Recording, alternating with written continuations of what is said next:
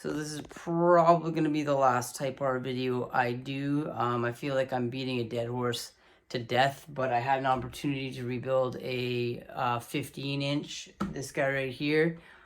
So I decided, I've never done a 15 before. I've done lots of 12s and 10s, but I mean, not never. I've never done a video on a 15 before, and I thought, well, as I got rolling on the filming of it, I just was losing interest in posting it because I was running into a lot of challenges along the way. But that being said, I fucking nailed it. It is I did a fantastic job rebuilding this sub. It is looks and sounds excellent. I mean, there's some cosmetic stuff from the breakdown that was unavoidable, unfortunately. But that being said, it turned out very nice, and I can't wait to hear it in a car because it's going to absolutely pound. So yeah, let's get to the video. Anyway, if you like what you see watching the video, check out my other videos. And it would be amazing if you subscribed. If you don't, that's cool too. You do you. So anyway, here we go.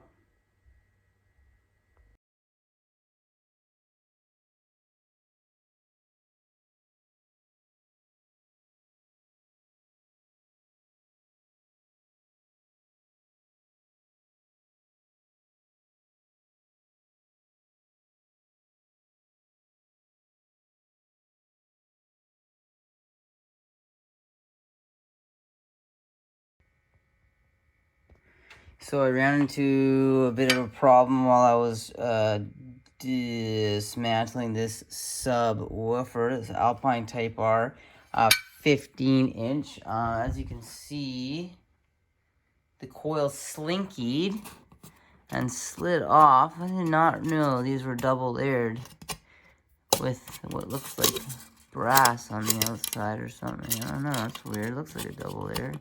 Maybe that's just, anyway, whatever, that's neither here nor there. The coil came off inside here and it seized. So what happens is the bottom portion of the coil, like part of it, slides off the former and then tips, and the sub keeps moving, or the cone keeps moving up and down, and the pieces of wire get stuck under the lower ring. So that inside the voice coil gap there is a spool of wire wrapped around and layered over top of itself, so it's jammed in there real good. So the best approach that I have found to get them out is to find your outside wire, because there's the outer layer and then 3 layers, subsequent layers inside. It's a 4-layer voice coil. If there was an 8-layer, there would be 7 layers under the. Anyway, neither here nor there. Again, the wire that is attached to the outer layer, and start pulling it out, and you can literally unwind the voice coil and make sure that you get all of it out of there. You might end up with some bits of burnt insulation. You can usually just pretty easily get it out with like a shop vac and a air compressor. So anyway, that aside, we'll pull all this out and get it done.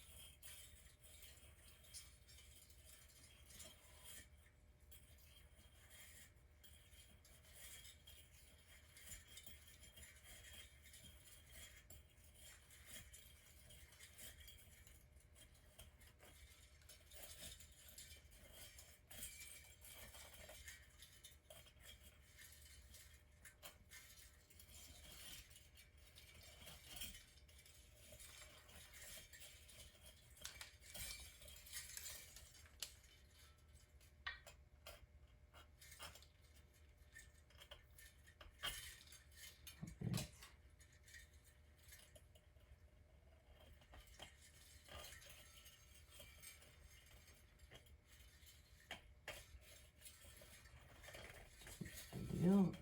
Hang on, it's out of here. It's weird that it keeps moving up a little bit at a time. Oh, there's part of it. There's the piece that slid off.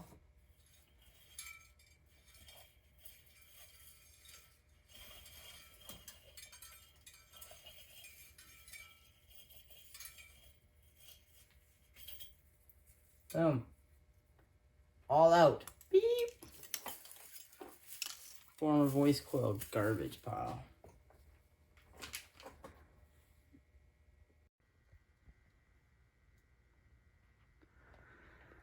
So I started doing the breakdown on this 15-inch Alpine Type R. I think it's the second or third generation. I'm not exactly sure. But there was a couple of complications when the glue was very difficult to separate. Starting with the spider mounting ring. When I tried to pop it out of the frame, I cracked it in like 4 spots.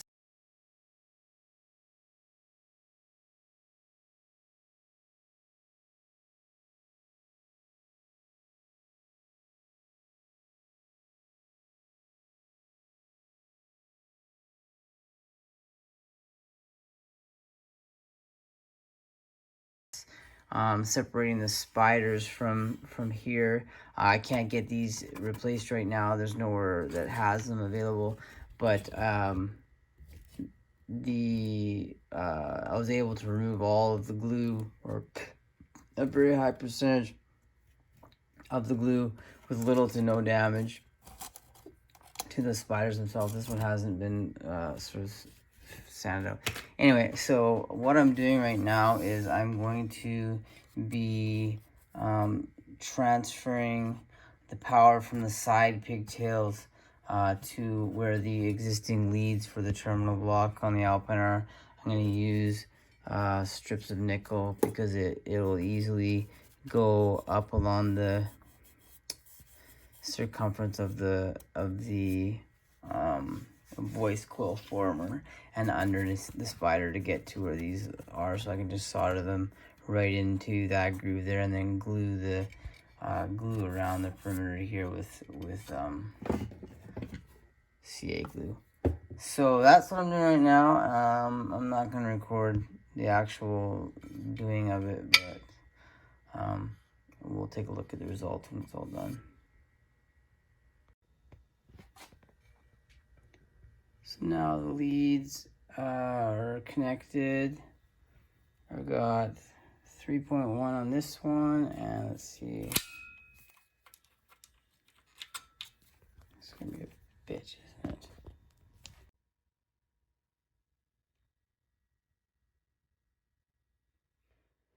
So there's 3.1 on both of them. Now I'm gonna glue the spider to the former, and then put the upper spider on, and then etc., etc., etc. So the spider is now, upper and lower spider are glued to the voice coil and glued to the spider spacer, adapter ring, whatever you want to call it. I've ground out the glue that was on the existing sub so that it now drops on here.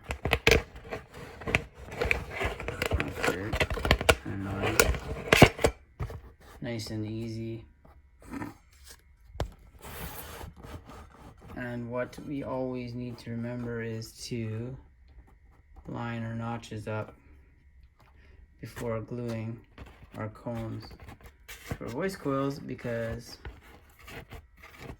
if we don't, then see, look at that, so annoying.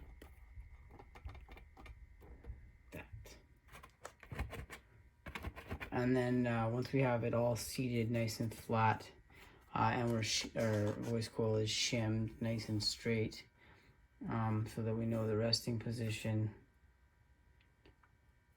is where we want the coil. It's weird that that's curling up there. Anyway, that's negligible.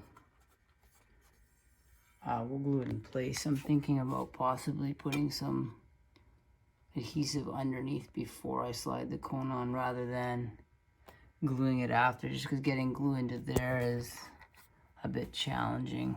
I use a big bead of something that has a low viscosity so it stays on there, and then I'll invert the sub so it drips towards the cone rather than towards the spider. I'd rather have excess glue on the cone than excess glue on the spider personally, but anyway, that's where I'm at right now. So the next step is to glue the cone on.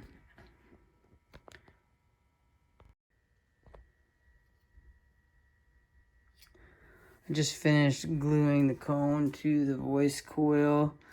This is spray activated CA glue in around here, and in order to simplify the process, I put a collar of construction adhesive around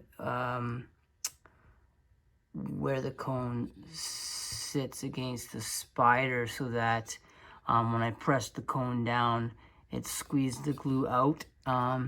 It's actually pretty darn perfect, except I wish I wouldn't have used white or off-white, as it were. Otherwise, I mean, functionally it'll be perfect, but it's just kind of stands out a little bit, which is, I mean, I like my aesthetics, so maybe not in the future the route I would go, but other than the way it looks in there, it's gonna be, it's like a nice collar around the underside of the cone, so it's got a nice rigid seat to sit in once it's cured. So that's just curing right now. I imagine it probably takes something like 24 hours. Once that time is up, I will pull the whole assembly out, the whole cone assembly out, and I just no rub, just awesome. Did a phenomenal fucking job on this thing. So the I'll pull it out, and I will put glue on the underside of the spider ring seat adapter, which I also am quite pleased with. It was all chipped because I couldn't get the glue out. You can actually see these little dark spots where I filled it. Where are they? It's easier to see on the camera than it is in person. There's one right there. I'll put pictures in the video. This one looks like it's right there, where the chisel chipped the, that one's tough to see. Anyway, there's one on every side. Oh, there it is right there. You can see the dark spot right there. You can actually see the tool mark too.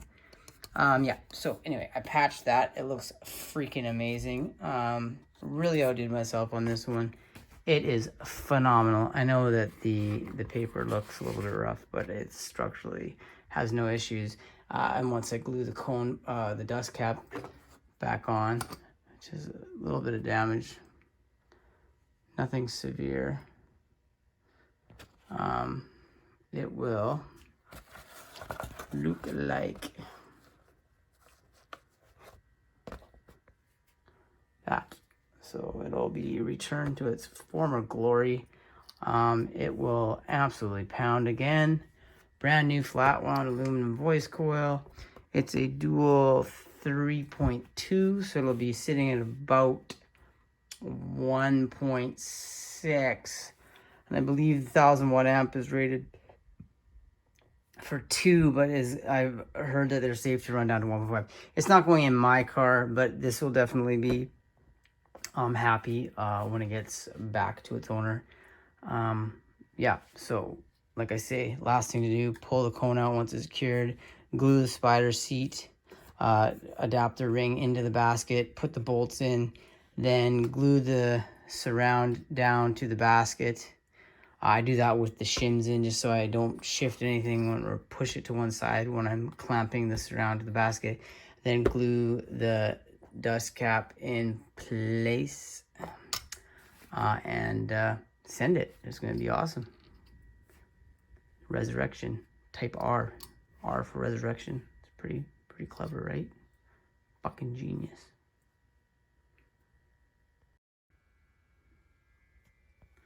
So now the cone assembly is done. I ended up putting black primer on the glue, just doesn't quite pop as much. But that is ready to go together. I'll just take one more go at cleaning the gap out, just to make sure there's no crap in there or anything. You can see some stuff in there right now that I gotta get out before I glue it all together. But this is almost finished. And then we'll do, once it's all glued back together and the glue is cured, I'll do a bench test. Hook it up to the amp and see how it moves. So I just finished gluing this sub back together. It's a 15-inch Alpine Type R. I believe it's a second generation. I replaced the blown dual, what does it say? Dual 4 ohm with a dual 3.2 ohm flat wound aluminum. It's the only voice coil I could get that had a tall enough former to reach the cone, because it's got quite a deep required former. Anyway, so the last step is going to be to give it a test go, frequency sweeps, etc. So that's what we're gonna do. I'm gonna line up the camera and then give it a go, see how it does. I know your first thought is probably, damn, that's a sexy ass shirt. Well, you can contact me if you want one. Anyway, here we go. This is 10 hertz.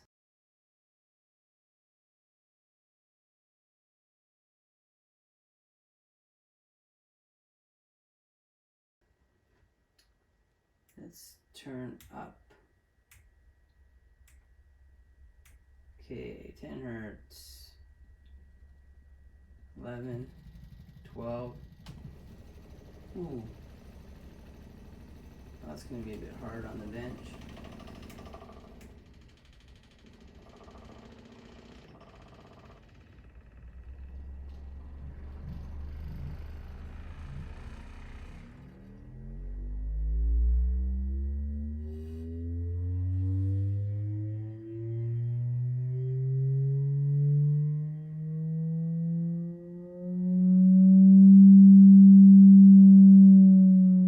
Well, 197 is a bit hard on the ears.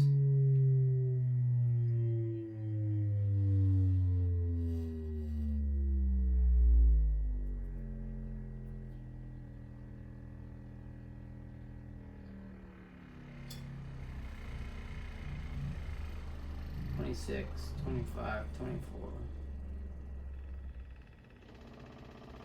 16, 15, 14, 13, 12, 11, 10, 9, 8, 7, 6,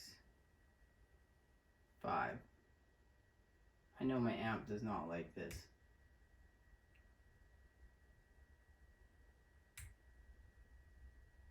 Okay, let's give it a bit more. 6 hertz.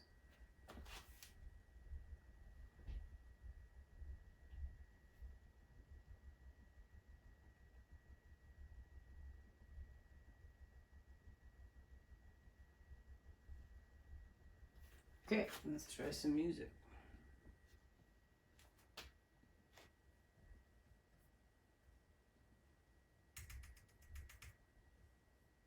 Oh, crap.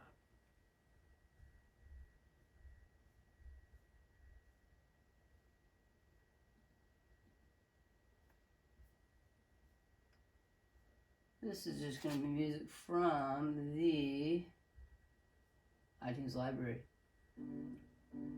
Because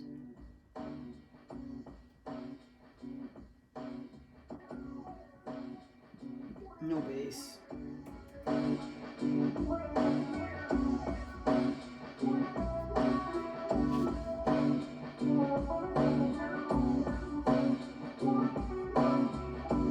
Well, it works.